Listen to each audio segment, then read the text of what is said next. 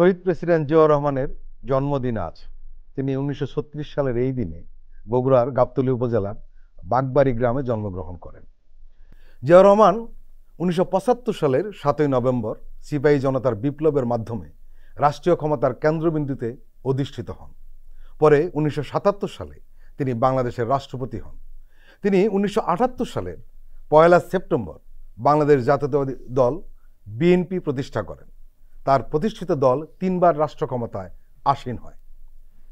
তিনি হচ্ছেন সেই ব্যক্তি যিনি 1971 সালে স্বাধীনতার সংগ্রামের সময়, যখন সমগ্র জাতি দিশেহারা ছিল, যখন রাজনৈতিক নেতৃত্ব সম্পূর্ণ ব্যর্থ হয়েছিল, যাদের স্বাধীনতার ঘোষণা দেওয়ার কথা ছিল তারা স্বাধীনতার ঘোষণা না করে পাকিস্তানের কাছে আত্মসমর্পণ করেছিলেন অথবা ভারতে পালিয়ে গিয়েছিলেন।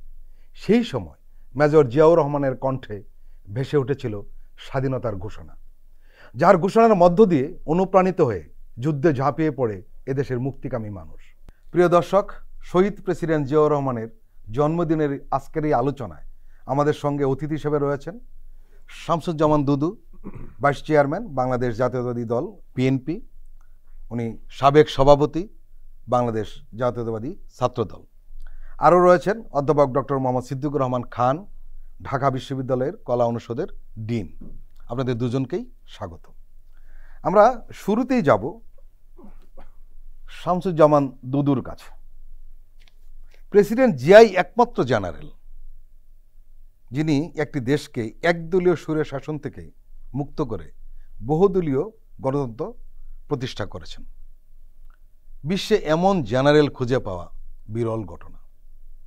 আমি মহামানবের প্রতি শ্রদ্ধা জানাই, যিনি বাংলাদেশের স্বাধীনতা ঘোষক, যিনি রণাঙ্গনের মুক্তিযোদ্ধা শহীদ জিয়াউর রহমান। তার বিদেহী আত্মার প্রতি শুধু শ্রদ্ধা না, আল্লাহর কাছে প্রার্থনা করি আল্লাহ যেন তার বেশ নসিব করেন। এই মহামানবের আপনি সমগ্র চরিত্র যদি আলোচনা করতে চান, সমগ্র তার কর্ম যদি আলোচনা করতে চান, তাহলে অনেক সময়ের ব্যাপার। এই ক্ষুদ্র সময়ের ভিতর সে আর সব কিছু তুলে ধরা খুব কঠিন ব্যাপার।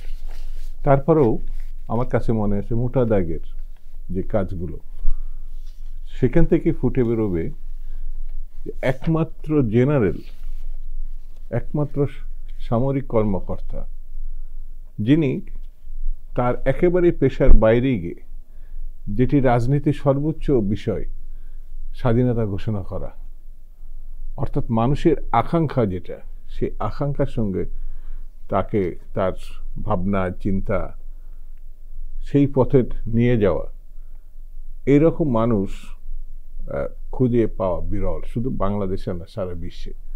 যেমন বাংলাদেশে সেই সময় শেখ মুজিবুর রহমান সাহেব বা তার দল, সেটা তাজউদ্দিন সাহেব হতে পারতেন, কোনো খন্দকার মোস্তাক সাহেব হতে পারতেন, এমনকি তরুণদের মধ্যে সেই সময় যারা ডাকসুর নেতৃবৃন্দ ছিল, এমনকি সিরাজুল আলম খান সম্বন্ধেও আমি বলতে পারি, তিনি তো অনেক পড়াশোনা করেছিলেন, অনেক কিছু জানতেন। এটি তার মস্তিষ্কেও আসে নাই যে তিনিও স্বাধীনতা ঘোষণা করতে পারতেন। রাজ্জাক সাহেব করতে পারতেন, তোফায়েল আহমেদ এখন বেঁচে আছেন, কেউ করে নাই।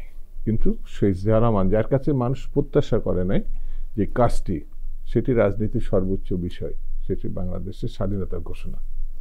দেখবেন সেই সময় ঘোষণার সময় আমরা তাকে জেনারেল হিসাবে এখন বললেও, এটা বাংলাদেশের প্রথম রাষ্ট্রপতি, কিন্তু যেটা আনুষ্ঠানিকভাবে নাও স্বীকার করি, কিন্তু ইতিহাস তাকে সেটা ধারণ করে। স্বাধীনতার ঘোষণা তিনি রাষ্ট্রপ্রধান হিসাবে দিয়েছিলেন। সেই সময় 17 এপ্রিল না, সেটা মার্চ মাস। অনেক পরে রাজনীতিবিদরা ভারত থেকে বাংলাদেশে এসে 17, লক্ষণীয় বিষয়, বাংলাদেশের কোনো অঞ্চলে সেই সময় প্রথম দফায় তার এই কাজ করে ভারতে যায়নি। ভারতের নিরাপদ স্থানে যাওয়ার পর মেহেরপুরের একটা আমবাগানে, কারণ এটা আমার চুয়াডাঙ্গা আমার জন্মস্থান, ওটা মেহেরপুর, অর্থাৎ খুব নিরাপদ স্থানে দাঁড়িয়ে তারা 17 এপ্রিলে সরকার গঠন করেছিলেন, রাষ্ট্রপতি শেখ মুজিবকে ঘোষণা করেছিলেন স্বাধীনতা ঘোষণার আরও প্রায় 1-1.5 মাস পরে। আমি কেন বলছি, শহীদ জিয়াউর রহমান তার পরিবারকে ফেলে গিয়েছিলেন, তার সঙ্গে যেসব সামরিক কর্মকর্তারা ছিলেন তারাও সেই সময় তাদের পরিবারকে ফেলে কালুরঘাট বেতার থেকে স্বাধীনতা ঘোষণা করেছিল। যদি সেই সময় পাকিস্তানে উই রিভোল্ট বলে এই কাজ করছিলেন সেনাবাহিনী, পাকিস্তানের সেনাবাহিনী, তাকে না পেয়ে তার পরিবারের উপরে যদি ক্ষতি করতেন, আশ্চর্য হওয়ার কিছু ছিল না। এই ঝুঁকি তিনি নিয়েছিলেন এবং তিনি স্বাধীনতা ঘোষণা করার পর তিনি আর পিছনে তাকাননি, সামনের দিকে। অর্থাৎ তার পরিবারে কি হলো বা কি অবস্থা সেটা বড় কথা ছিল না। স্বাধীনতা সংগ্রাম, যুদ্ধ, এটা ছিল লড়াইটা। তো সেই জন্য এই মানুষটাকে শুধু জেনারেল ফর্মে যদি আপনি যেটা উল্লেখ নিয়ে আসি, সেটাও সেই ক্ষেত্রে তিনি অনন্য।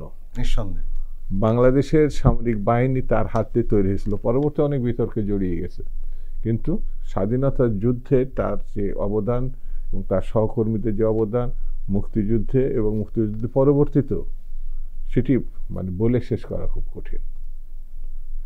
প্রফেসর সিদ্দিক, জিয়াউর রহমানের রাজনীতির মূল দর্শনটাই ছিল যে বাংলাদেশের একটা স্বাতন্ত্র পরিচয় হবে, বাংলাদেশের মানুষের একটা স্বাতন্ত্র পরিচয় হবে, এবং এর মাধ্যমে বাংলাদেশের সার্বভৌমত্বকে উনি তুলে ধরেছেন। তার বাংলাদেশের জাতীয়তাবাদ ছিল একটি দেশের সব নাগরিককে এক জায়গায় নিয়ে আসার একটা উদ্যোগ। এবং আমরা জানি যে গত 15 বছরে অনেক কিছু করা হয়েছে। বাঙালিকে আবার সামনে আনা হয়েছে, বাংলাদেশিকে বাদ দেওয়ার চেষ্টা করা হয়েছে, কিন্তু শেষ পর্যন্ত কিন্তু বাদ দেওয়া যায়নি। আমাদের পাসপোর্টে কিন্তু বাংলাদেশি ছিল। এই যে জিয়াউর রহমানের এই উদ্যোগটাকে আপনি কিভাবে দেখছেন? শহীদ রাষ্ট্রপতি জিয়াউর রহমান তিনি একজন পেশাদার সৈনিক, এবং একজন সৈনিক হিসাবেই তিনি কর্মজীবন শুরু করেছেন, এবং জনসমক্ষে তার আবির্ভাব হয়েছে এই জাতির ক্রান্তিকালে, যখন আমাদের জাতি একটা মহা সংকটে ছিল, আমাদের দিক নির্দেশনার প্রয়োজন ছিল। সেই সময় কিন্তু তিনি এমন একটা সময় উই রিভোল্ট বলেছেন। তখন আমরা গত দীর্ঘদিন ধরে যে গ্রেপ্তারের আগে শেখ মুজিবুর রহমানের যে স্বাধীনতার ঘোষণা, সেটির কথা আমরা যেটি শুনল, এর আগেই কিন্তু তিনি উই রিভোল্ট বলেছেন, এবং তিনি বাংলাদেশের সরকারের প্রতি তার আনুগত্যের কথা বলেছেন, যখন বাংলাদেশে কোনো সরকারই গঠিত হয়নি। এই সময়ে একজন দেশপ্রেমিক সেনা প্রধান হিসাবে তিনি সেই কথাটি তিনি বলেছেন, এবং বহুদিন ধরে তাকে একজন স্বাধীনতার ঘোষণা পাঠক হিসাবে তাকে প্রতিপন্ন করার জন্য একটা চেষ্টা অব্যাহতভাবে চলেছে। কিন্তু দেখেন মজার ব্যাপার, আওয়ামী লীগের পক্ষ থেকে শেখ মুজিবুর রহমানের নামে প্রচারিত যে ঘোষণাপত্রটির কথা বলা হয়, যে জিয়াউর রহমান যে 2 বার স্বাধীন বাংলা বা কালুরঘাট বেতার কেন্দ্র থেকে তিনি যে ঘোষণা দিয়েছিলেন, সেখানে তিনি কিন্তু একবারও সেই ঘোষণাপত্রের একটি শব্দ উচ্চারণ করেননি।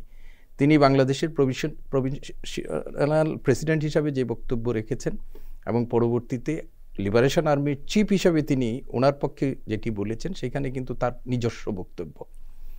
এটি প্রমাণ করে যে তিনি কিন্তু পাঠক না, তিনি ঘোষক। এক। দ্বিতীয় বক্তব্য হচ্ছে যে তিনি একটা কথা বলেছিলেন যে এই যে ঘোষণাটি দেওয়া, মানে উই রিভোল্ট বলার পরে তিনি সেইখানে তার যারা সহকর্মীরা ছিলেন, সেপাহীরা ছিলেন, তাদেরকে আল্লাহর নামে একটা শপথ করিয়েছিলেন যে আমরা স্বাধীনতার জন্য অস্ত্র ধরব, দেশের মানুষের জন্য মৃত্যুবরণ করব, এবং দেশকে মুক্ত করা না পর্যন্ত আমরা লড়াই চালিয়ে যাব। এবং সেই কথাটি শুধু তিনি বলেননি, পরবর্তীতে তিনি এই কথাও বলেছিলেন যে we shall not die like as cats and dog, but we shall die as a worthy citizen of Banglama. Banglama, তিনি সব ইংরেজির মধ্যে একটা কথা বলেছেন, বাংলামা। তো সেই জিয়াউর রহমান আজকে তার 89তম জন্মদিন। আপনি বলেছেন যে গত 1.5 দশক ধরে তাকে ইতিহাসের পাতা থেকে মুছে দেওয়ার জন্য, নানাভাবে বিতর্কিত করার জন্য, ইতিহাসের একটা খল চরিত্র হিসাবে তাকে উপস্থাপন করার জন্য রাষ্ট্রীয় সর্বাত্মক প্রচেষ্টা করা হয়েছে। কিন্তু এই প্রচেষ্টার পরেও আজকে এই গোটা জাতি, এটা বিএনপি না, গোটা জাতি আজকে এই মহামানব শহীদ রাষ্ট্রপতি জিয়াউর রহমানের স্মৃতির প্রতি শ্রদ্ধা নিবেদন করছেন তার জন্মদিনে। এখন আমরা বলেছি যে তিনি জাতির ক্রান্তিকালে সামনে এসেছেন। একটা 1971 সালে তিনি আবার বেরাকে ফিরিয়ে গেছেন, তার প্রতি অনাচার হয়েছে, কিন্তু সেটাও তিনি মেনে নিয়েছেন। তাকে বাদ দিয়ে তার সেকেন্ডম্যানকে সেনা প্রদান করা হয়েছে, কিন্তু তারপরে তিনি আবার জাতির ক্রান্তিকালে জনসমক্ষে এসেছেন, আর যেটি আপনি শুরুর দিকে বলেছিলেন 7ই নভেম্বর। এবং 7ই নভেম্বর তিনি এইখানে দায়িত্বভার গ্রহণ করার পর, যদিও তিনি তখন ছিলেন বিচারপতি আবু সায়েমের অধীনে একজন উপপ্রধান সামরিক প্রশাসক, যেটি 76 সালে এসে তিনি প্রধান সামরিক প্রশাসন হলেন, 77 সালে তিনি প্রেসিডেন্ট হলেন। কিন্তু উনি ক্ষমতার ভরকেন্দ্রে এসেছেন কিন্তু 7ই নভেম্বর, এবং 7ই নভেম্বরের পর থেকে বাংলাদেশের রাজনীতি, বাংলাদেশের সরকার, বাংলাদেশের প্রশাসন পরিচালিত হয়েছে মূলত তাকে কেন্দ্র করে, তার নির্দেশনায়। এবং আপনি দেখেন যে আপনি যেটি বলেছিলেন যে তিনি রাষ্ট্রপতি হিসাবে প্রথম সার্বজনীন ভোটাধিকারের ভিত্তিতে নির্বাচিত রাষ্ট্রপতি 1978 সালে 30 জুন যে নির্বাচনটি অনুষ্ঠিত হয়েছিল, এর আগে তিনি গণভোটের মাধ্যমে হয়েছেন। এবং রাষ্ট্রপতি হিসাবে তার যে অসামান্য অবদান যেটি হচ্ছে যে বাংলাদেশের মুক্তিযুদ্ধ হয়েছিল একটা কিসের জন্য, একটা গণতান্ত্রিক সমাজ এবং রাষ্ট্র বিনির্মাণের জন্য, বৈষম্যহীন একটা সমাজ। কিন্তু আনফর্চুনেটলি যাদের হাত ধরেই এই স্বাধীনতা যুদ্ধের আমরা বলেছি যে পরিচালিত হয়, যারা দাবি করেন, তারাই কিন্তু গণতন্ত্রকে হত্যা করেছিলেন। একদলীয় ব্যবস্থা আমাদের হয়েছিল। সেইখান থেকে তিনি প্রথম তার যে পলিটিক্যাল পার্টিস রেগুলেশনস বা পিপিপি এর মাধ্যমে তিনি বহুদলীয় গণতন্ত্র প্রবর্তন করেছেন। এবং যে রাজনৈতিক দলটি গত 1.5 দশকের বেশি সময় ধরে আমাদের উপরে একটা জগদ্দল পাথরের মতো বসেছে, সেই আওয়ামী লীগেরও পুনরুজ্জীবন হয়েছিল জিয়াউর রহমানের এই পিপিআর এর মাধ্যমে। তিনি কি করেছেন, বাঙালি জাতিকে একটা মানচিত্রের ভিত্তিতে তাদের পরিচয় নির্ধারণ করেছেন, কোনো ধর্ম, বর্ণ বা তার জাতিতাত্ত্বিক পরিচয়ের ভিত্তিতে নয়, গোটা জাতিটাকে ঐক্যবদ্ধ করার তিনি চেষ্টা করেছেন। এবং এই বাংলাদেশি জাতীয়তাবাদের ভিত্তিতেই আমাদের ধর্ম, বর্ণ, নৃতাত্ত্বিক পরিচয় সব কিছুর ঊর্ধ্বে উঠে আমাদের একটা পরিচয় হয়েছে, সেটা হচ্ছে আমরা বাংলাদেশি। আমরা একটা স্বাধীন সার্বভৌম দেশের নাগরিক, একটা স্বাধীন সার্বভৌম রাষ্ট্রের আমরা নাগরিক, এই পরিচয় হয়েছে। এবং আপনি এটাও বলেছেন যে গত 15 বছরে আমাদেরকে 1972 সালের সংবিধানে আমাদের যে পরিচয় ছিল, বাঙালি পরিচয়, সেটাকে পুনঃপ্রতিষ্ঠা করার সর্বাত্মক চেষ্টা করা হয়েছে। কিন্তু জিয়াউর রহমানের এই বাংলাদেশি জাতীয়তাবাদের তত্ত্ব প্রচার করার পর আমরা যে জাতি পরিচয় নিয়ে এই দেশের মানুষ বাঁচতে চেয়েছে বা মানুষ সামনের দিকে যেতে চেয়েছে, সেটা বাংলাদেশি জাতীয়তাবাদ। এবং এই কারণে তাদের প্রচেষ্টা সত্ত্বেও আপনি সংবিধান সংশোধন করে সেই বাংলাদেশি পরিচয়টাকে কিন্তু আমরা পরিবর্তন করতে পারিনি। আজকে এই একটা গণ অভ্যুত্থানের পরবর্তী যে সরকার আসছে, সেই সরকারের যে সংস্কার কমিশনের মধ্যে সংবিধান সংস্কার কমিশন যেখানে আছে, সেখানেও কিন্তু তারা বাংলাদেশিদের পরিচয় হিসেবে, আমাদের পরিচয় হিসাবে বাংলাদেশি জাতীয়তাবাদের কথাই বলা হয়েছে। তো শহীদ রাষ্ট্রপতি জিয়াউর রহমান তিনি একজন পেশাদার সৈনিক থেকে এসে জাতির সংকটের মধ্য দিয়ে তিনি কিন্তু একজন রাজনীতিবিদ হয়েছেন। এবং সেই রাজনীতিবিদ হয়ে তার দূরদৃষ্টির চিন্তার মধ্য দিয়ে তিনি একটা হলো যে বহুদলীয় গণতান্ত্রিক ব্যবস্থার পুনঃপ্রবর্তন, একই সাথে বাংলাদেশের মানুষের একটা জাতীয় পরিচয় তিনি নির্ধারণ করেছিলেন। এবং এই পরিচয় নিয়ে বাংলাদেশের মানুষ স্বাধীন সার্বভৌম রাষ্ট্রের নাগরিক হিসাবে আমরা আজ পর্যন্ত মাথা উঁচু করে দাঁড়িয়ে আছি। শামসুজ্জামান দুদু, জিয়াউর রহমান তথাকথিত একজন সরকার প্রধান ছিলেন না, উনি ছিলেন আসলে স্টেটম্যান, যা আমরা যাকে বলি রাষ্ট্রনায়ক। এবং কোনো একটি জাতিকে এগিয়ে নেওয়ার জন্য রাষ্ট্রনায়ক দরকার হয়, এবং সেটা জিয়াউর রহমানই ছিলেন। যার কারণে এমন অগ্রগতি বা এমন একটা পদক্ষেপ নিয়েছিল যার ধারাবাহিকতার সুফল আমরা এখনও ভোগ করছি। বিশেষ করে যদি আমরা বলি অর্থনীতির যে ভিত্তিটা, সেটা জিয়াউর রহমান করে গিয়েছেন। বিশেষ করে এখনও বাংলাদেশ টিকে রয়েছে 3টি সেক্টরকে কেন্দ্র করে। একটি হলো গার্মেন্টস সেক্টর, আর হলো কৃষি, আরেকটি হলো রেমিটেন্স। এই 3টি কাজই কিন্তু জিয়াউর রহমান শুরু করেছেন। এই কাজগুলো আমরা লক্ষ্য করেছি যে বিএনপি থেকে যেভাবে এই জিনিসগুলো প্রচার করার কথা ছিল সেভাবে কিন্তু হয়ে ওঠেনি। কেন? শহীদ জিয়াউর রহমানের সমগ্র জীবনটা দেখবেন কি আমাদের রাষ্ট্র ব্যবস্থায় যারা আসেন, রাষ্ট্রপতি হন, প্রধানমন্ত্রী বা সরকার বিভিন্ন মন্ত্রী এমপি হয়, এই শেষ 1.5 যুগ ব্যাংক থেকে চুরি করাটা মনে হচ্ছে তাদের প্রধান কাজ। সে সরকার প্রধান, রাষ্ট্রপ্রধান বা মন্ত্রী, এমপি, এমন একজনকে গত 1.5 যুগের মধ্যে খুঁজে পাওয়া যাবে না যে নিষ্কলুষ। কেউ যদি থেকেও থাকে মানুষ বিশ্বাস করবে না যে এই লোক হচ্ছে ভালো লোক। আওয়ামী ঘেঁষা বুদ্ধিজীবী ব্যবসায়ী বা শ্রেণী পেশার মানুষরাও ক্রমান্বয়ে তাদের ব্যক্তি চরিত্র হারিয়ে তার ভিতরে ঢুকে গেল। কিন্তু সেই ক্ষেত্রে শহীদ জিয়াউর রহমান ভাবা যায় না যে তার ব্যক্তিগত যে চরিত্র। আমি একজনের একটা বই পড়ে দেখেছিলাম যে সে প্রেসিডেন্ট, তার একজন আমলা তাকে নাস্তার জন্য ডেকেছেন তার বাসায়। বিষয়টা নাস্তা না, বিষয়টা হচ্ছে নাস্তা করতে করতে রাষ্ট্রীয় কাজের কিছু আলোচনা তার অফিসে গিয়ে ঢাকা থেকে ওই সময়টা ব্যবহার করতে চেয়েছিলেন, সে তার বইয়ে লিখেছে। এবং তার স্ত্রীকে, তার কন্যাকে, তার সন্তানকে জানিয়েছে সে রাষ্ট্রপতির সঙ্গে আপনার নাস্তা করতে যাচ্ছে। তো ওই রকম আমলা গিয়ে দেখেন যে সিম্পল 2টি রুটি, আটার রুটি, একটু আলু ভাজি আর সামান্য কিছু তারপরে একটা লাল চা। তিনি নিজে বলেছেন যে এতে তিনি ক্ষুব্ধ না, হতাশ না। তিনি তার সমগ্র জীবনে যা কখনোই প্রত্যাশা করেননি, সেই প্রত্যাশা যে একজন তার রাষ্ট্রপতি এই ধরনের জীবনের অধিকারী হতে পারে, এটা তিনি ভাবতে পারেননি। তিনি গর্ববোধ করেছেন। যেমন আমরা হলে হলে বলেছি যে আজকে রাষ্ট্রপতির সঙ্গে আমাদের ছাত্র নেতৃবৃন্দ, তার মানে সেই সময় হলের খাবারটা এখন তো অনেক বেটার, তা আমরা গেছি, যার ফলে আমরা যে খুব ওই রকম সবজি, ওই রকম একটা মাছের টুকরা বা ভাত বা একটু খাওয়ার পরে আমরা সেদিন আমাদের মূল উনাচি মানে শহীদ তিতুমীরের যে যাত্রা, এখন তো এটা হয় না, শিল্পকলা একাডেমিতে আমাদেরকে নিয়ে উনি চ্যাম্পিয়ন গোষ্ঠী শহীদ তিতুমীরের যাত্রাপালা দেখিয়েছেন।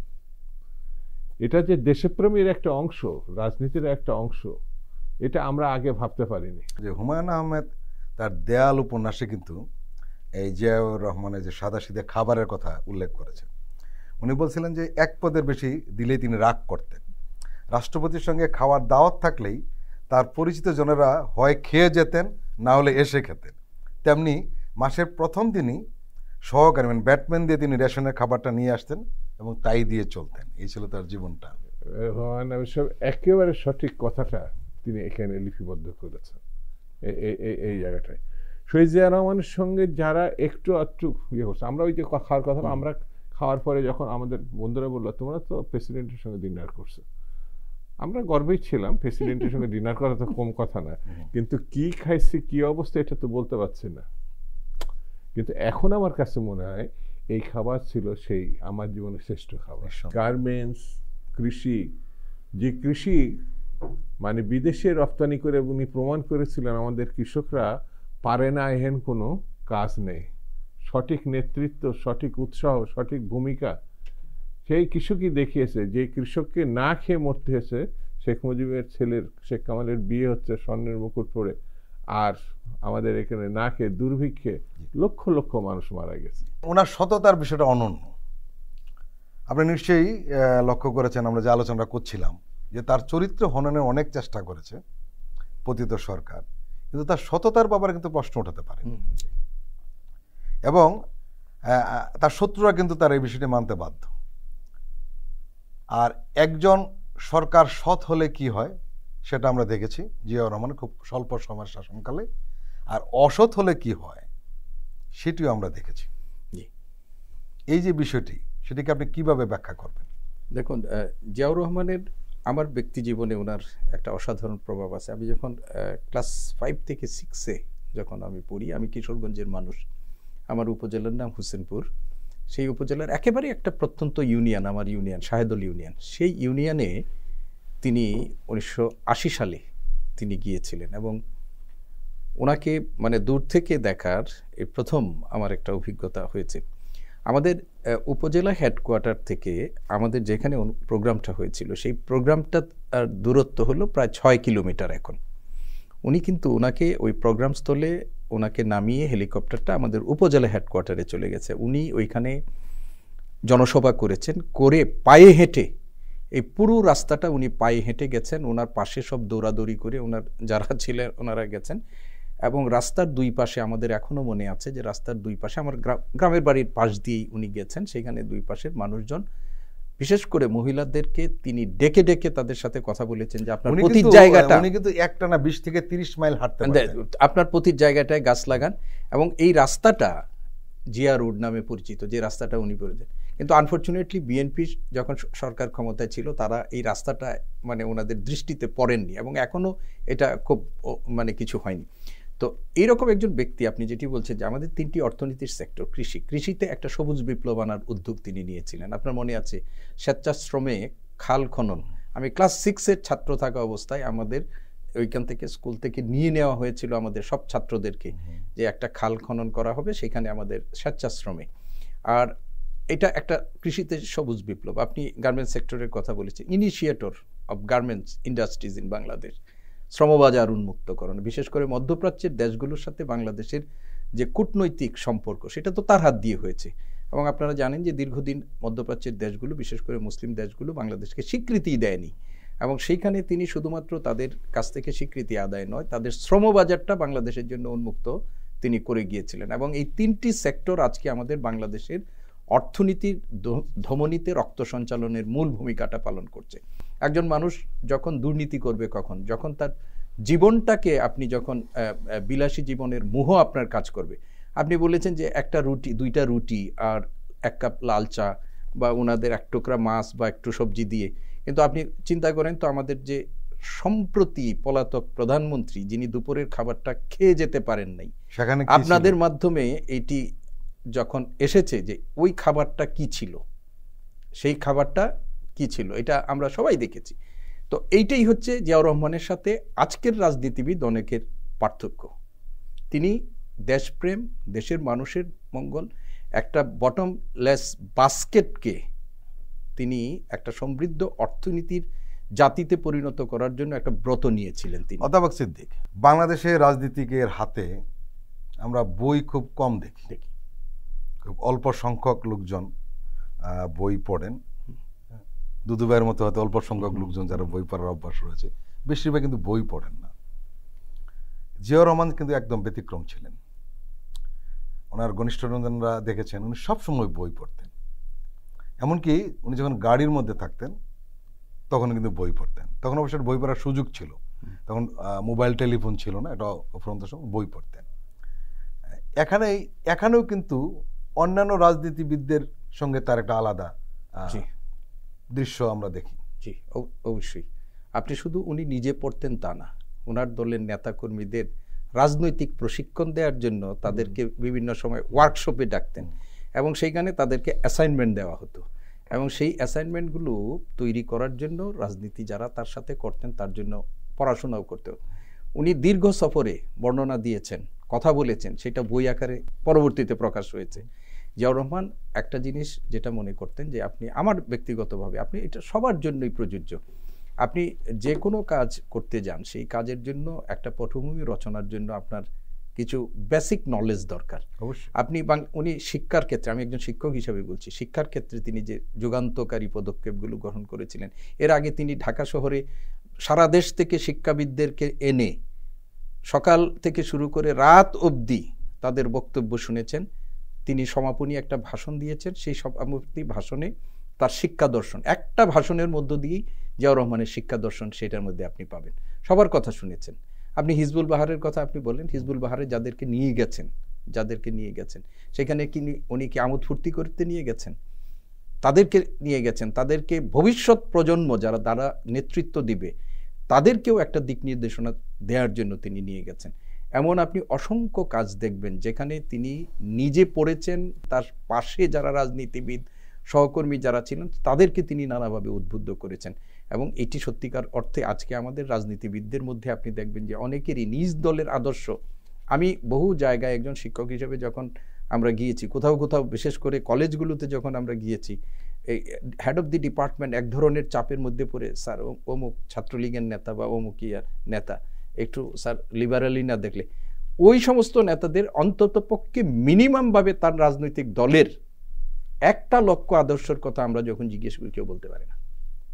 এই হচ্ছে আজকের দিনের অনেকেরই, আমি সবার কথা বলছি না, যে অনেকের, আমি জেনারেলাইজ করছি না, কিন্তু জিয়াউর রহমান এইখানেও ব্যতিক্রম ছিলেন। আপনি যেটা বলেছেন যে এইখানেও তিনি ব্যতিক্রম ছিলেন, এবং এই ব্যতিক্রম ছিলেন বলেই আজকে জিয়াউর রহমানকে ইতিহাস থেকে মুছে দেওয়ার চেষ্টা করা হয়েছে। শুধু তাই না, ওনার সমাধিটা পর্যন্ত এইখান থেকে সরিয়ে দেওয়ার মতো অপচেষ্টা এগুলো করা হয়েছে। জিয়াউর রহমানের নাম আপনি আন্তর্জাতিক বিমানবন্দর থেকে সরিয়ে দিয়েছেন, আমার এইখানে তো একটা জায়গা আছে, সেখান থেকে পেরেছেন? আপনি পারেননি। এবং জিয়াউর রহমান তার কীর্তিকর্ম, দেশপ্রেম এবং মানুষের জন্য যে তার মমত্ববোধ, সেইটার মধ্য দিয়েই কিন্তু তিনি মানুষের মনের গহীনে যে জায়গাটা করেছেন, কোনো অপচেষ্টার মধ্য দিয়ে সেখান থেকে সরাতে পারেনি বলেই আজকে শুধুমাত্র আমরা বলছি যে বিএনপি তাকে স্মরণ করছে তা না, জাতি তাকে শ্রদ্ধা ভরে স্মরণ করছে, শ্রদ্ধাঞ্জলির সাথে স্মরণ করছে। আজকে আমাদের যে উপদেষ্টা আছেন, তিনি সকালবেলা আমি একটা স্ট্যাটাস দেখেছি তার, আসিফ নজরুলের একটা স্ট্যাটাস দেখি, যার কথায় তিনি একটা স্ট্যাটাস লিখেছেন, এবং সেইখানে আজকে শহীদ রাষ্ট্রপতি জিয়াউর রহমানের প্রতি তার যে শ্রদ্ধা তিনি যেভাবে নিবেন, এইটাই দেশের মানুষের চিন্তা। আমরা গত 15.5 বছরে যে স্বজন প্রীতির যে মহোৎসব দেখেছি, এবং আপনি জানেন যে একটি পরিবারের 17 জন এমপি ছিল, যদিও সেগুলো ডামি নির্বাচনের এমপি, বাট ছিল। এবং পরবর্তী সময় লুটপাটের যে জালতন্ত্র তৈরি করা হয়েছিল, সেই এমন কোনো ব্যক্তি নয় শেষ পর্যন্ত লন্ডনে কি পরিণত হয় সেটা আমরা দেখেছি। কিন্তু জিয়াউর রহমানের আত্মীয় স্বজন কারা, কয়জন চিনতেন না। এবং তার কোনো আত্মীয় স্বজন কোনো অবৈধ সুযোগ নিয়েছেন এমন নজিরও কিন্তু নেই। আমরা জানি জিয়াউর রহমানের 5 ভাই ছিলেন, কেবল ছোট ভাইয়ের নাম কিন্তু অনেকে জানতো। তারও একটি কারণ রয়েছে, উনি যেখানে চাকরি করতেন সেখানে ডবল প্রমোশনের একটা কথা উঠেছিল, জিয়াউর রহমান ভয়ঙ্করভাবে এর বিরোধিতা করেছে, যার কারণে ওই নামটা তখন মিডিয়াতে আসে এবং মানুষ জানতে পারে ও এই লোক তাহলে তার ভাই। এই যে অবস্থাটা তৈরি উনি করেছিলেন, এটা অনন্য একটা নজির। কিন্তু আমরা গত 15.5 বছর দেখেছি তার উল্টো চিত্রটা। প্রফেসর সিদ্দিক যেটা বলছিলেন, এই কারণেই সম্ভবত তাকে আসলে বলা কঠিন। বাংলাদেশের রাজনীতিতে না, আপনি সারা বিশ্বে, তৃতীয় বিশ্বের মানে আমাদের মতো দেশগুলোতে যেসব জায়গা আছে, সে দেশগুলোর দিকে নজর দিলে দেখা যাবে যে মানে রাজনৈতিক ব্যক্তিরা বিরোধী দলের সময় থাকার সময় যে অবস্থায় থাকে আর সরকারি ক্ষমতায় যাওয়ার পরে তাদের যে অবস্থা হয়, সেটা যে পার্থক্য, এটা এতটাই অসহনীয় যে সবার চোখে এটা পড়ে। শেখ মুজিব যদি আপনি আমার দেশের দিকে নিয়ে আসেন, শেখ মুজিবের যে প্রত্যাশাটা তার কাছে ছিল, তিনি একটা একটা করে যদি ধরি কোনো জায়গায় নাই, না স্বাধীনতা ঘোষণা করেছেন, তিনি একেবারে সেই 24শে মার্চ পর্যন্ত পাকিস্তানের সঙ্গে দিন দরবার করছেন কি করে পাকিস্তানের প্রধানমন্ত্রিত্ব নেওয়া যায়। আবার মানে 72-এর 10 জানুয়ারি বাংলাদেশে আসার পরে তার যে শাসন, মানে মনে হচ্ছে যেন আওয়ামী লীগ ছাড়া আর কেউ দেশে নাই, থাকবে না। তারা ওই যে দেখবেন এখন সেই শব্দগুলো খুব বেশি আমরা শুনি না, সেই সময় মজুদদারি, কালোবাজারি, মানে চোরা কারবারি, মানে দেশ থেকে মানে এই সময় এই মানে শব্দগুলো খুব প্রচলিত ছিল। তো শেখ মুজিবের শুধু একা না, যেমন তার একটা ভাই ছিল যার পাটা একটু খোঁড়া ছিল, খুলনায় থাকতেন, তার পরিচিতি ছিল নাসের খুড়া বললে সবাই বেশি চিনত। তো ঠিক তেমনি তার যে জ্ঞাতিগোষ্ঠী ছিল, মানে দুর্নীতিতে এমনভাবে মানে জড়াই গেছিল, এই দুর্নীতিবাজ হিসাবেই তাদেরকে চিনত। এখন হয়তো অনেকে অন্যভাবে দেখবে। আর এই গত 16 বছরের ঘটনা তো আপনি বড়ভাবে প্রমাণিত হয়েছে। মানে আপনি একটা পরিবারের সদস্য খুঁজে বের করতে পারবেন না এখন যে ওই ছেলেটি বা ওই মেয়েটি এর সঙ্গে নাই, একটা পাওয়া যাবে না। মানে শেখ মুজিবের 2টি কন্যা বেঁচে ছিল, সেই 2টি কন্যা মানে এই পত্রিকা আসছে, তার ছোট কন্যাটা ব্যাংকের দিকেই তার নজর ছিল, এটা পত্রিকার যে নিউজ আমি বলছি। ওনাকে কেশিয়ার বলা হতো, তো কেশিয়ার, এবং পরবর্তী সময় প্রমাণিত হচ্ছে যে আসলে কেশিয়ার ছিলেন সে। তার বড় বোনের যে 3টে কালের যে শাসন, মানে জবরদখল দখলকারী শাসক, আপনার মানে আমাদের প্রধান ব্যাংক বাংলাদেশ ব্যাংক, সেখান থেকে মিলিয়ন মিলিয়ন ডলার চলে যাচ্ছে না, একটা দৃশ্যমান তদন্ত তো দূরে থাক, সেই এখন দেখা যাচ্ছে সেই মিলিয়ন ডলারটা গেছে তার ছেলের, তার মেয়ের, তার খালার, তার ভাগ্নি, মানে এটা পরিবারের সঙ্গে। সে রেহানার আমি যে 2টা মেয়ে, এটা আমি মানে অনেকদিন পর্যন্ত জানতাম না। টিউলিপের বোধহয় একটাই মেয়ে, সে যেহেতু এমপি হয়েছে, এমপি হওয়ার পরে শেখ হাসিনা যে পরে দেখা গেল তার ছোট মেয়ে রূপন্তীর নামে ফ্ল্যাট আছে, এখন তার ছোট মেয়ে আছে, সেটাও দুর্নীতিগ্রস্ত। সেই জন্য আমার কাছে মনে হয়েছে যে এই পরিবারটা, দেখেন শেখ মুজিবকে রক্ষা করার জন্য একটা আইন করা হয়েছিল। আপনি লেখাচোখ না, বলা বলি না, আকার ইঙ্গিতেও যদি আপনি তার সমালোচনা করেন, তাহলে আপনার রাষ্ট্রদ্রোহী মামলা হতো। আমাদের শহীদ জিয়া রহমান, বেগম খালেদা জিয়া, বেগম খালেদা জিয়া, আমি ব্যক্তিগতভাবে এই দুইজনের সঙ্গে রাজনীতি ছাত্র জীবনে শহীদ জিয়ার কথা তো বললাম, আমি একটা ছোট্ট কথা বলি যে আমার অঞ্চল, আমি যখন ছাত্র, উনি গেছেন খালকাটা, স্বেচ্ছাশ্রমের খালকাটা, উনি প্রধানমন্ত্রী শাহ আজিজুর রহমান, আমরা তার সঙ্গে যাচ্ছি, তো প্রধানমন্ত্রী হাইটা পাচ্ছেন না, বয়স্ক মানুষ ছিলেন, সেই সময় হঠাৎ করে প্রেসিডেন্ট একটা বাসার মধ্যে ঢুকে গেলেন, ঢুকে গিয়ে বললাম আমার একটু পানি খাবো, প্রেসিডেন্ট তো উনি তো চিনেন না যে কে প্রেসিডেন্ট আছেন, তাড়াতাড়ি করে কাঁসার গ্লাস, আমাদের ওদিকে কাঁসার গ্লাস মতো করে টিউবওয়েলের পানি করছে, তো পানি উনি খেয়েছেন, খাওয়ার ফলে মা শুধু পানি দিলেন, তার মানে উনি চাইছিলেন একটা লেবুর থেকে পানি দিই, তো লেবু তো নাই, বললো মা এই জায়গাটা একটা লেবু গাছ লাগানো যায়। এই কথাটা আমার এই জন্যই আমি উল্লেখ করলাম, বেশ কিছুদিন পর উনি শাহাদাত বরণ করার পরে আমি ওই গ্রামে যাওয়ার পরে ওই মহিলা আমাকে ডাকছেন, বাবা তুমি রাজা বাবুকে আসতে বলো, আমার গাছে লেবু ধরছে।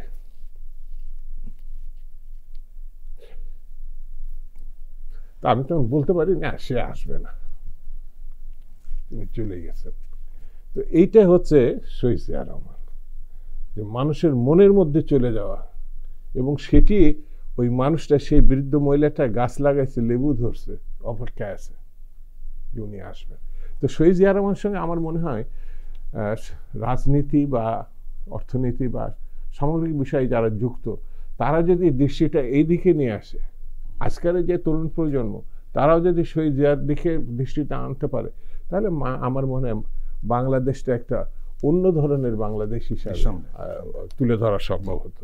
অধ্যাপক সিদ্দিক, আরেকটি বিষয় আপনার কাছে আমরা যাবো, সেটি হলো যে পররাষ্ট্রনীতি নিয়ে বা একটা দেশের স্বাধীন সার্বভৌমত্বের যে মর্যাদা নিয়ে জিয়াউর রহমান যে ফাইটটা করেছেন, সেটি আরো বেশি আমাদের সামনে এসছে গত 15 বছরের নতজানু পররাষ্ট্রনীতি থেকে।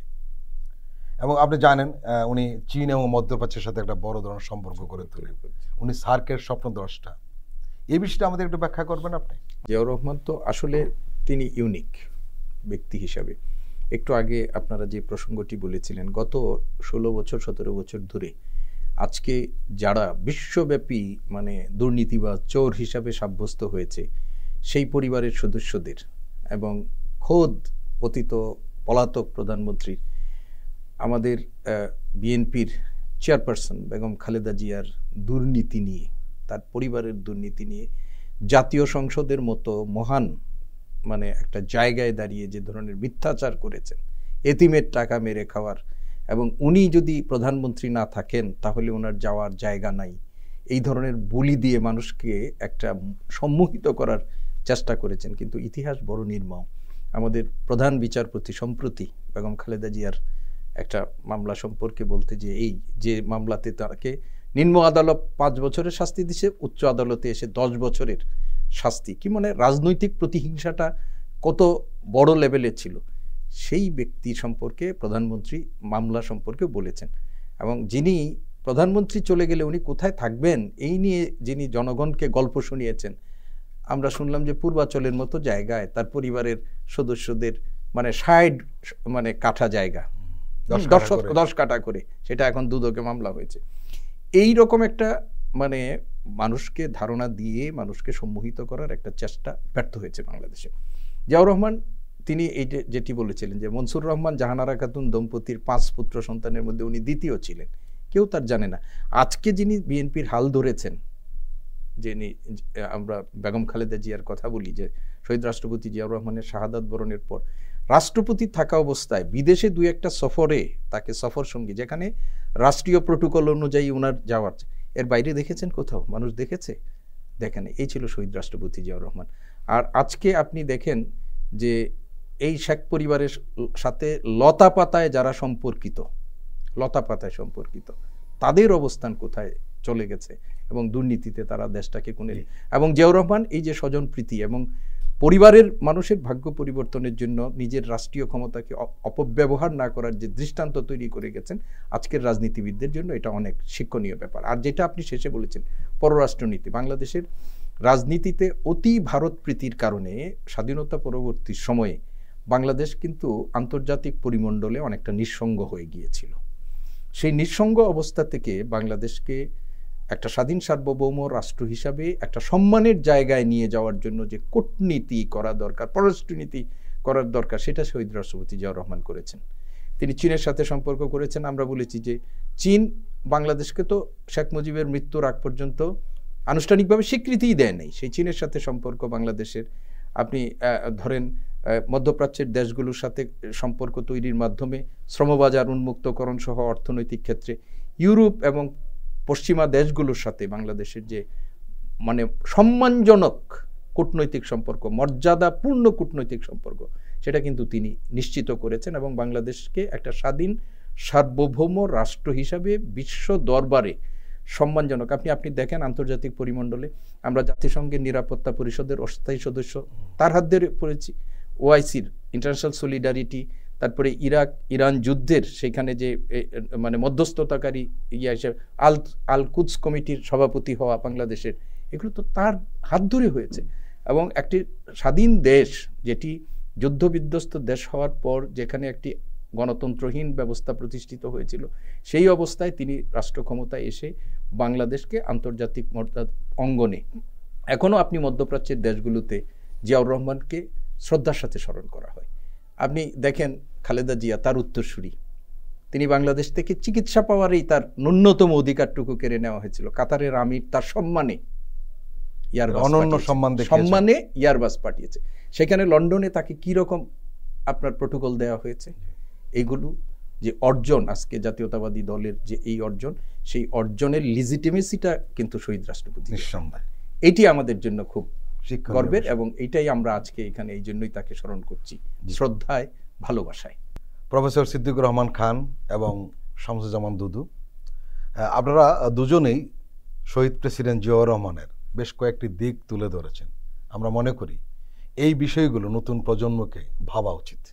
বিশেষ করে শামসুজ্জামান দুদু একটি কথা বলছিলেন যে নতুন প্রজন্ম যদি জিয়াউর রহমানের আদর্শগুলো সামনে নিয়ে রাখে, তাহলে এই দেশ যেমন সমৃদ্ধ হবে, নিজেরাও সেভাবে এগিয়ে যাবে। আপনারা দুজনেই দীর্ঘ সময় দিলেন, আপনাদেরকে আন্তরিক ধন্যবাদ। প্রিয় দর্শক, আমরা আলোচনায় বলছিলাম যে জিয়াউর রহমান গতানুগতিক কোনো সরকার প্রধান ছিলেন না, তিনি ছিলেন রাষ্ট্রনায়ক। আসলে একটি দেশ এবং জাতিকে এগিয়ে নেওয়ার জন্য জিয়াউর রহমানের মতোই একজন রাষ্ট্রনায়কের প্রয়োজন, যার কারণে তার অবদানকে এদেশের মানুষ, এদেশের গণতন্ত্রকামী মানুষ, এদেশের দেশপ্রেমিক মানুষ কখনো অস্বীকার করতে পারবে না। তিনি আমাদের মধ্যে চিরদিন বেঁচে থাকবেন তার কর্ম এবং দেশপ্রেমের কারণে। আপনাদের সবাইকে ধন্যবাদ।